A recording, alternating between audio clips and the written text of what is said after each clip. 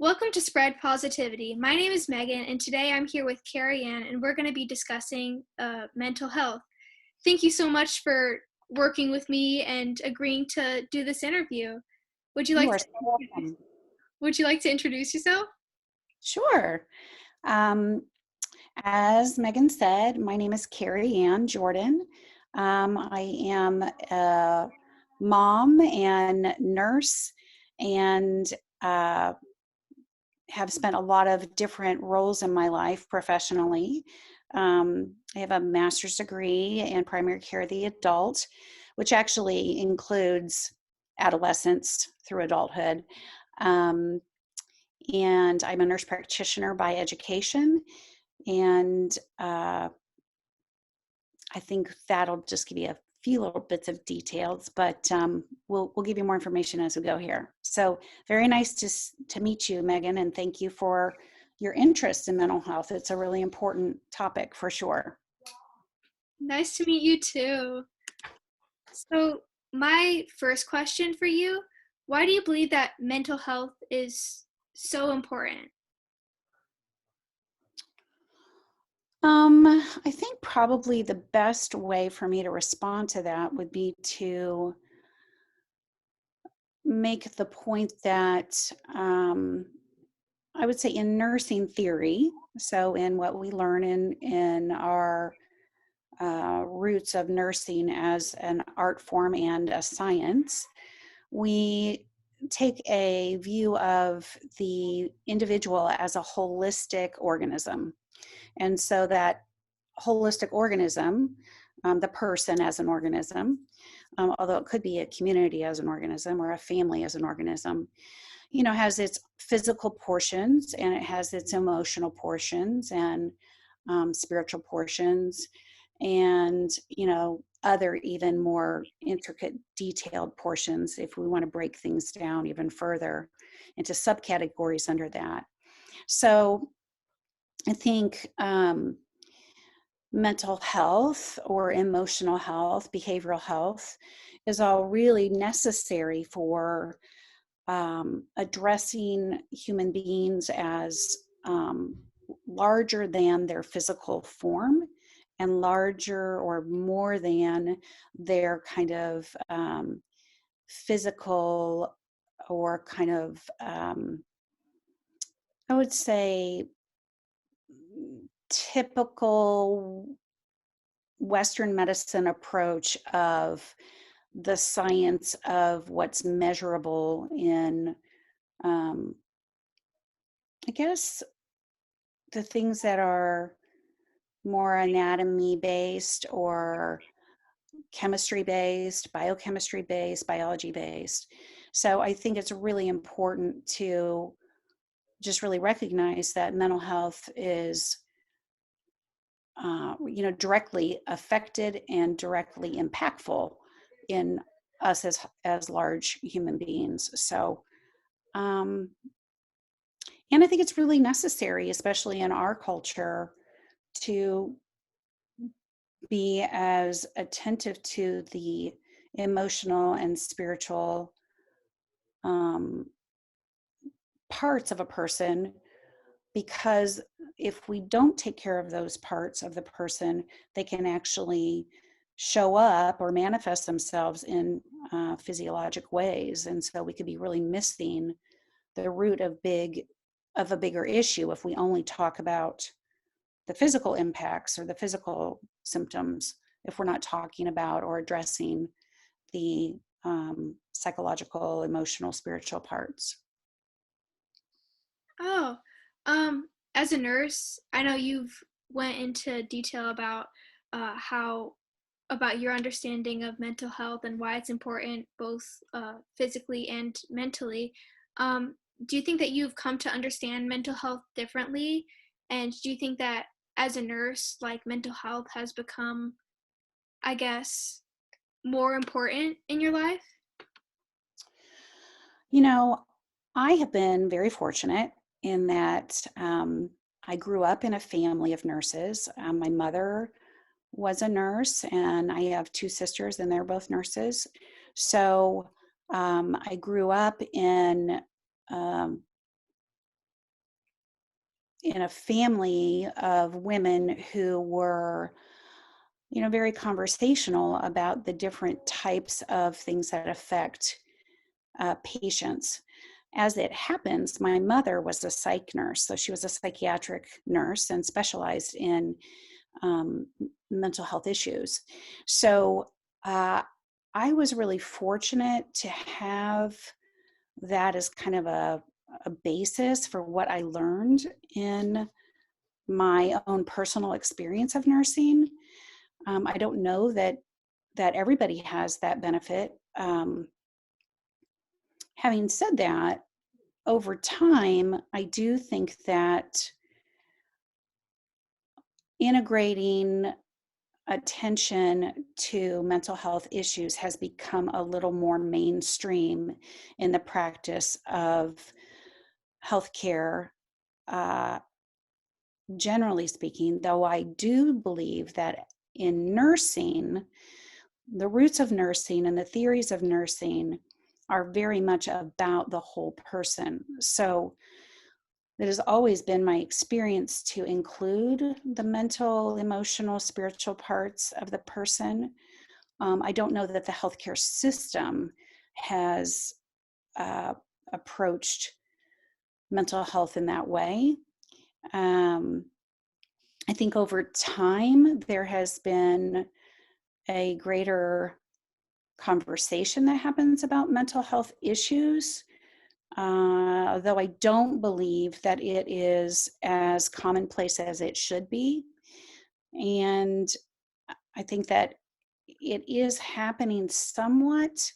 I think some of the science behind taking care of folks with, different manifestations of mental health issues, because of the the science of that, it's become a little more mm, comfortable for people to talk about the ways to treat mental health issues, but I still think that we are behind in what would be most optimal for us all to be doing and talking about. Some of the even the basic concerns of mental health, not even necessarily the ailments of mental health. So I guess the answer to your question is yes, I do think it has gotten better, and I don't think it's as good as it should be. How do you think that people within like the community should properly address mental health concerns so that it can that mental health care can become more prominent and be more impactful to people? So, can I just clarify something? When you say in the community, what community are you speaking of?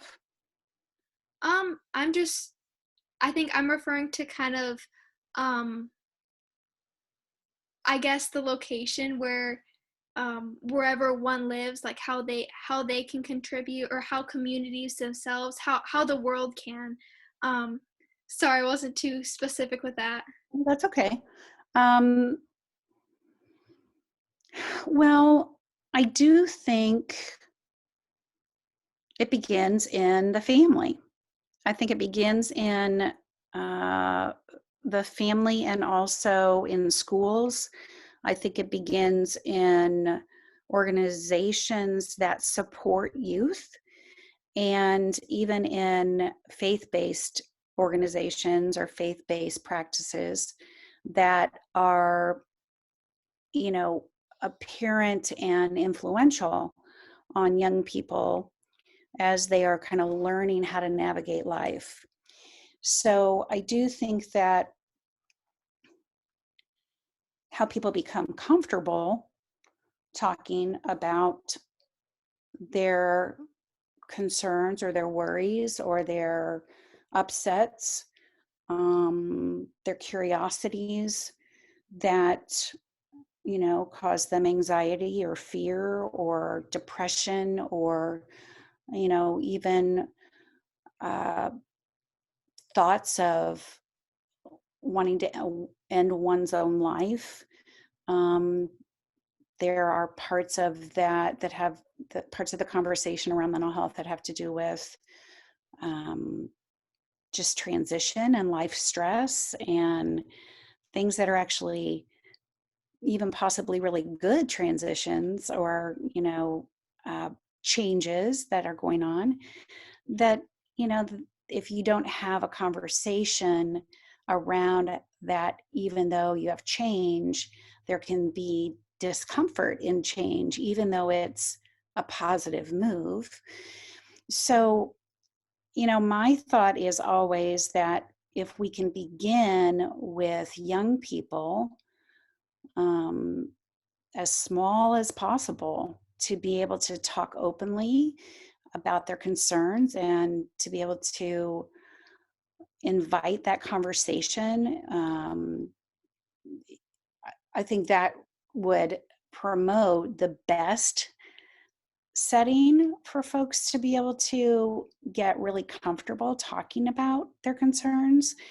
Unfortunately, I think that, we live in a world where families do family a lot of different ways, and there are a lot of different influences on that. So there's not necessarily consistency between families or schools or religious organizations or um, you know groups of social groups and um, even groups of folks that gather for other reasons. I think that they're usually, it almost has to be a learned behavior, basically.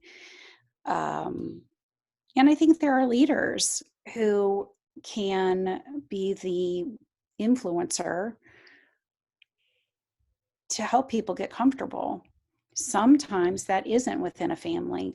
Sometimes that's a counselor. Sometimes it's a nurse or a doctor or a physician's assistant or, a massage therapist or, a dentist. I mean, there's a lot of people who can be given tools, but if you yourself, as the person who wants to invite the conversation, are not yourself comfortable, it makes it really challenging. So it's, I think that the roots have to begin um, as early as possible and as regularly as possible for people to become customized to talking about their feelings. And I don't necessarily mean being a wide open book to every single person, but to be able to be a um, person who feels that it matters enough for them to share the things that are troubling them. Um, just to be able to know that they don't have to be ashamed about that. And if they are ashamed, that at least they have an avenue to know where to find resources to support them. So I think it's kind of complex, honestly. We're trying to teach people throughout the world who have a lot of different influences. And if we're just talking about America or even just talking about the Midwest, there are certain cultural norms that don't necessarily promote sharing. So I think it's tricky. I really do. And um, I also think that it's getting it's getting more common. I think Gen Z and young people today are much more exposed to life's realities, and I think that because of that, life's anxieties are really present for Gen Z and younger people. So I think there are adults that are a little more attentive to that. Having said that, I do think that it really begins in families and schools and other I would say, cultural organizations that have frequency and norm and, um, kind of reliability to a person. So that's a really interesting question because it isn't a one answer. There's a lot of dynamics that have to go with that depending on, the person's situation, depending on the safety in their home or the safety in their schools or the safety in their church or, house of worship. And, or even in a friend group. So yeah, it's Megan, that's probably a longer answer than we have time for here, but I think you kind of get the gist of what I'm saying. Yeah. And to someone who knows another person that's struggling with mental health, what kinds of things should one say and not say to someone who's going through those struggles? I think that generally speaking, there is there's just the golden rule, treat other people like you want to be treated, be thoughtful and kind, be uh, willing to be in a shared space with somebody, kind of holding that space or being present in that space as a friend or an ally, or even a stranger can do that with someone. um, I think letting a person know that you, as the person who's being a support person, can stick it out in that moment with them, help them know that they're being supported, um, being really candid about what is or isn't going on.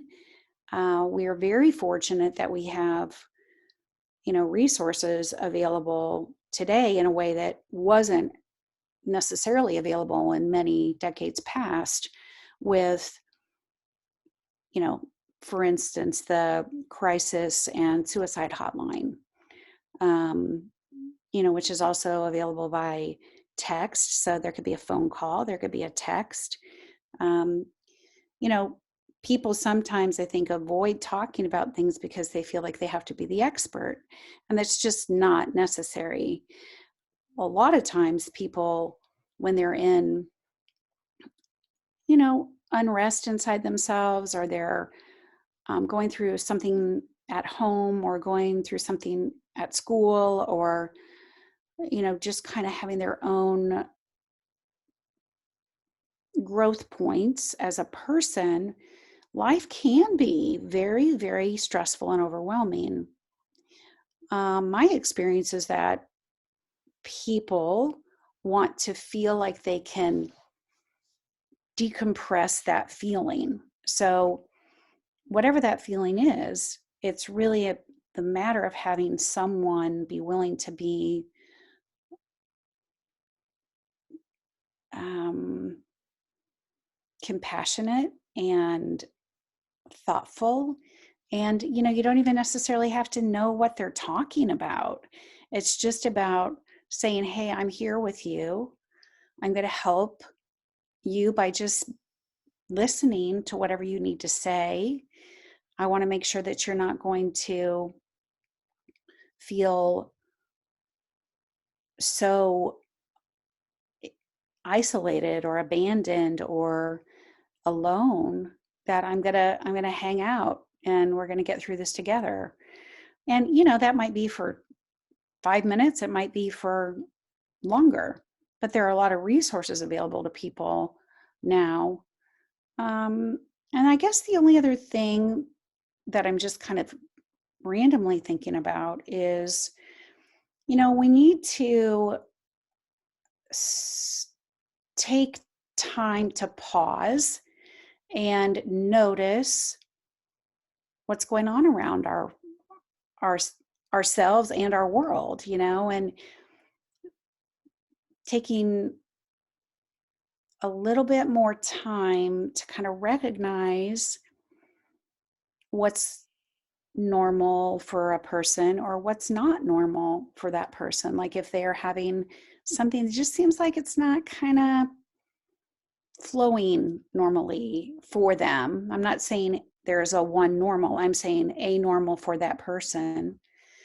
And, if you can trust that you have the ability to notice someone's norms, you would have the ability to notice what's not normal and for that person. And that way you can just even engage in that conversation and say, hey, something as simple as, hey, normally for you, this is how you seem to be. And it doesn't seem like that's going on right now. Do you want to talk about that? Or can we, can I help you find somebody to talk about? So I really, without sounding cliche, it's about being a good friend. I mean, in the true sense of what friendship is, and um, being a good ally, and being willing to be other centered. So, as a person who's trying to help another person, like really let it be about that other person. So, center your thoughts about that other person.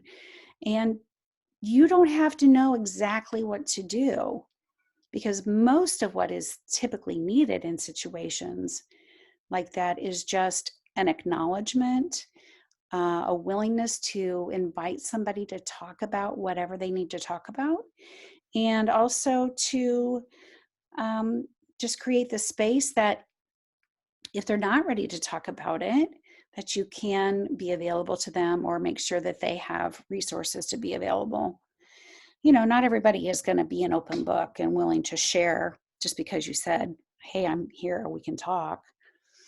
Um, and I think it's important to kind of be able to distinguish what's sort of an off day or an off moment versus a crisis. If somebody feels really immobilized by their thoughts, um, or immobilized by the thoughts that become also feelings physically. And, as we grow in life, we also have our own experiences. So if you have a familiar experience to share, so for instance, if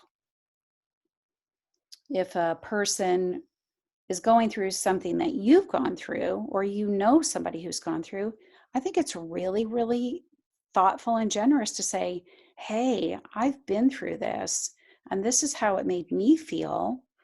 Or, hey, I know somebody who's been through this, and this is what I know they felt. Is any of that going on for you? Because that was really a difficult time, and talking about it can really be helpful. So, I think in the immediate response to your answer, Megan, is following the golden rule, being present, being a good ally, being a good friend, um, being willing to focus on another person without concerns of yourself and how you're going to perform or do it right. Because it's really not about that in that moment. It's really about them. Mm.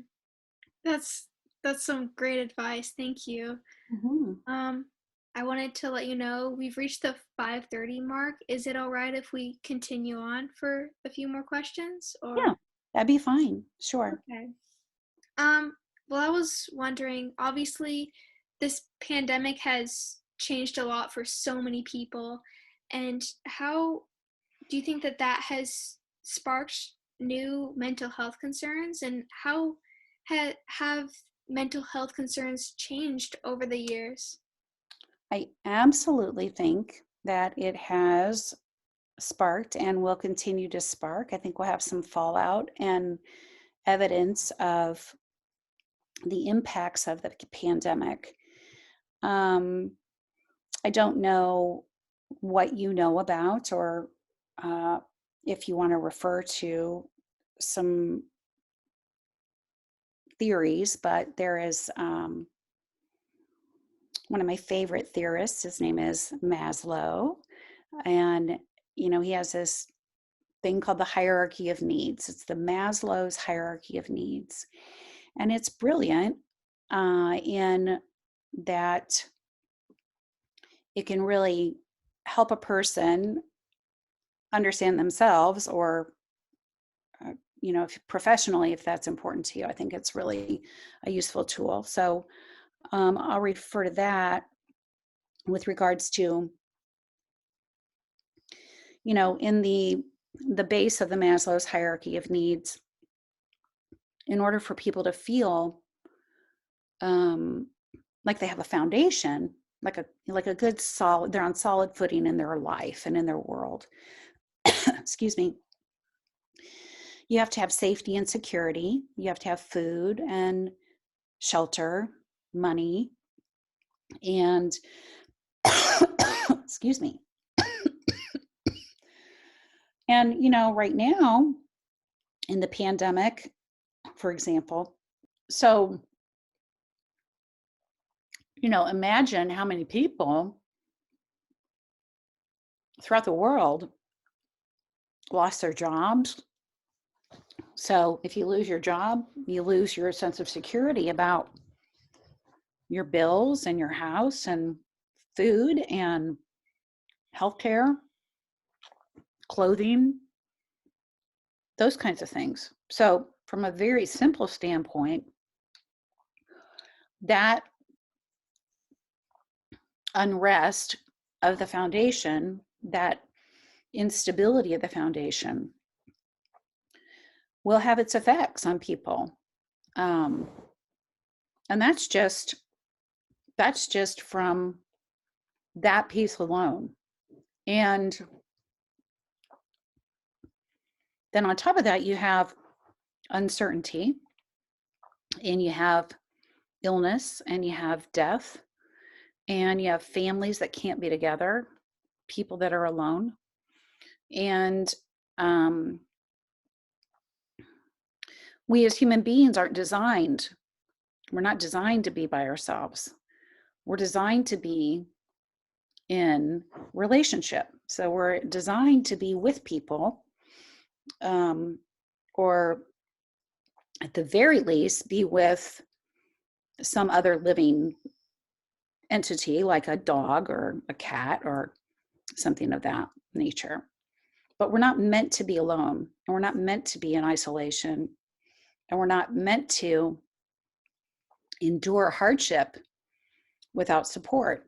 So, I think that the mental health concerns are going to continue to present themselves. There will be a lot of grief that will come forward once the pandemic is kind of in coast is clear kind of mode, which will still be, several months. There will be, I think, a lot of people that will probably start to begin to express all the emotions around having endured this really difficult time.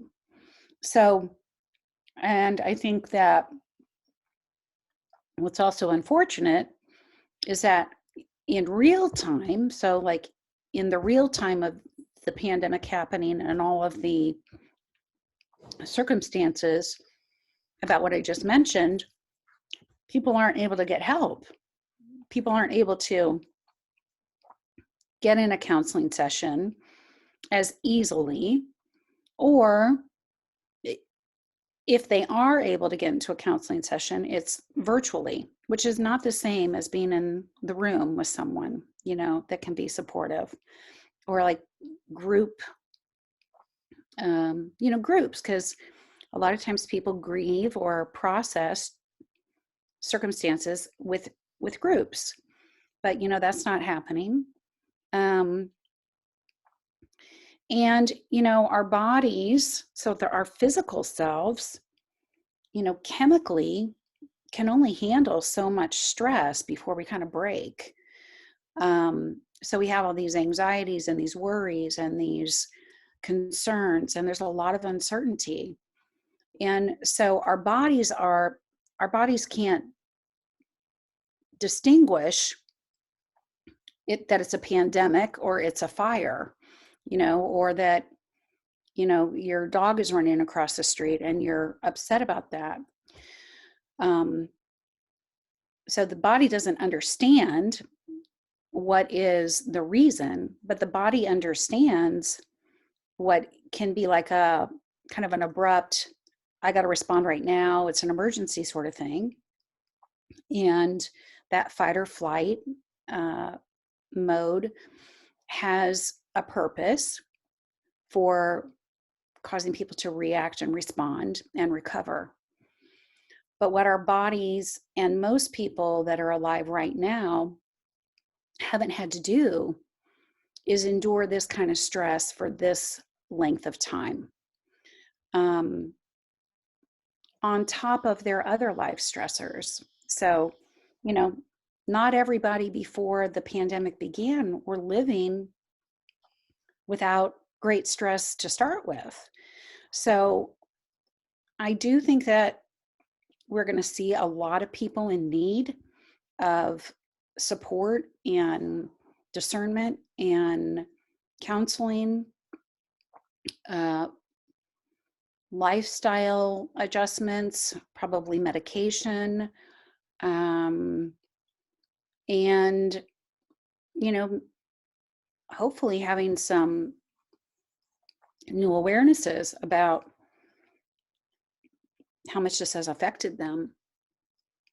We come back to, though, whether or not people can feel comfortable talking about it. So we're going to have to kind of see how this unfolds. As an aside, and this is, way older than you, Megan, but, one of the concerns that we can talk about historically is, you know, people that went to war. So people go to war and they come back, and at least in America, culturally, um, as far as like the world wars, you you didn't talk about it.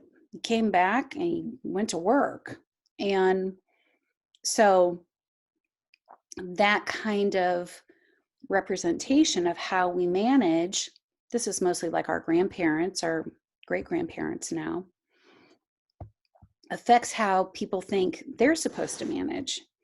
So, well, they were in war and they didn't talk about their troubles. So I'm surely not going to talk about mine. And then we have, other conflicts and other wars. So there's things like that. There's also, things that are like, Vietnam, and also like 9/11, and also like um, other natural crises like, the tsunamis and hurricanes and, um, tornadoes, things where people are what? Losing their homes. And so we get back to that Maslow hierarchy of needs. So if you really want to dig deep about that, you can see how that doesn't help a person process to digest and make sense of their emotions around these responses to stress and crisis. Um, and I think we'll probably, honestly, I'm going to guess. I mean, this is no scientific data here, but I'm going to guess that we'll have a lot more people talking about kind of post traumatic stress disorder, PTSD, from like something that occurred over a longer period of time instead of something that happened once and then they have this PTSD, because you can have kind of an accumulation of things that then still presents itself as PTSD. So it's going to be really interesting to see how that all happens. Um, and I don't know. I have to say that I just think it's complicated. I think I think young people right now, with what they're not getting by not being in schools in the same way that, they typically know, the social parts of that, the important developmental things that come with being in school, doing those milestones, doing that brain development. Um, I think it's going to be interesting to see how that affects those young people. Young people that are in elementary school through high school. Like, it's going to be interesting from like a retrospective analysis of that. So I hope that we have people who can kind of be predictors so that we can um, kind of have a robust response ready for folks. But um, I'm not really sure how that's going to turn out. I think it's important to definitely keep talking about it, though. I definitely think that. Yeah, definitely. Um, I have to start wrapping things up now, but I Okay. wanted to finish with this one question. And that's, if you could say anything to someone going through mental health struggles, what would you say to them? First of all, I would say that I feel care and concern for you. I feel care and concern for your struggles. And I feel care and concern for your ability to know that with patience and support, that you can get through this. And that will look a lot of different ways depending on the situation. Um, I would also say that if you're ever feeling like you're in such a dark and bleak, um, hopeless place, please have someone that you can reach out to. And that can sometimes be somebody you know personally, but it could also be somebody that you just see often, but you don't know them very well. Like um, the barista, or the person that you see someplace that you frequent, the librarian, you know the bus driver. I think generally people are good.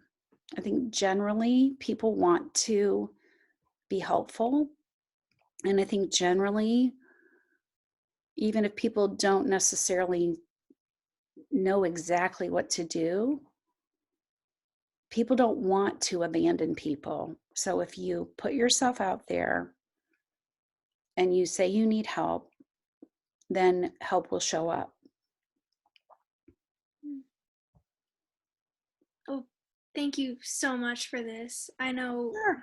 definitely gave me a lot to think about, and I know that you'll be helping so many others. Yeah, thank you so much for your time. You're so welcome. You're so welcome. Once we stop recording, I'll tell you a couple other things, and that way we can make sure information is available to folks. All right, cool.